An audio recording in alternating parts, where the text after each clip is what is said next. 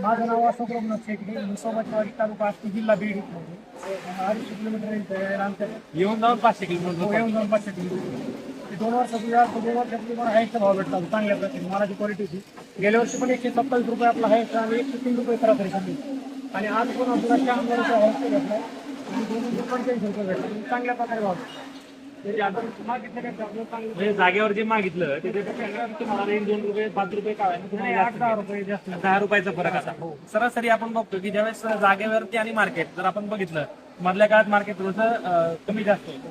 आता वैताचं आवक कमी आहे आणि गाडी एकदम आली की लगेच खाली लगेच, त्याच्यामुळे पुढे जास्त वेळ तुम्हाला थांबायला लागणार नाही. आजच्या मार्केटमध्ये समाधानकारक आहे. आजच्या मार्केटात तुम्ही समाधानकारक आहे. आता तुम्हाला अशी मनामध्ये शंका निर्माण होते का की एक नंबरचा माल कमी जातोय, काहींच्या मनामध्ये शेतकऱ्यांच्या मनात शंका आहे. पण सरासरी ॲव्हरेज जर आपण काढलं तर वरती नुसतं 120 रुपये किंवा 4000 रुपये कॅरेट 5000 रुपये कॅरेट न जाता तुमचा जो ॲव्हरेज रेट आहे म्हणजे शेवटी वरचा 90-95-100 रुपये जरी गेला तरी खालचा माल जो आहे तो खालचा माल एक नंबर खालीपासून म्हणजे 5000 पासून ते 1 नंबर पर्यंत ॲव्हरेज रेट आपल्याला मिळाला पाहिजे. आता त्याची आपली 47 रुपये आणि 4 नंबर 61 रुपये. 47 61 त्याच्यानंतर त्याच्यानंतर 19 45 रुपये म्हणजे 4 3 नंबर 77 रुपये. 3 नंबर 77. आता ज्या शेतकरी ज्या जागेवरती बरेच शेतकऱ्यांचा असं संभ्रम असतं की मार्केट पुढे जाऊन वाढेल का किंवा कमी होईल का.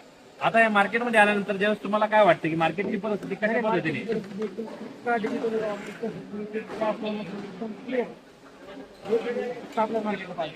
म्हणजे एकदम पारदर्शक पद्धतीने ज्यावेळेस माल विकला जातोय त्यावेळेस शेतकरी ज्या मनामध्ये समाधान व्यक्त करतात आणि खरंच आम्हाला कुठेतरी आनंद होतोय की ज्यावेळेस जागेवरती कमी रेटने मागितला जातोय आणि मार्केटला आल्यानंतर 10,000 रुपये किलोचे पैसे वाटतात नक्की शेतकऱ्यांच्या चेहऱ्यावरती कुठेतरी समाधान या ठिकाणी नक्कीच आम्हाला जाणवतं. धन्यवाद.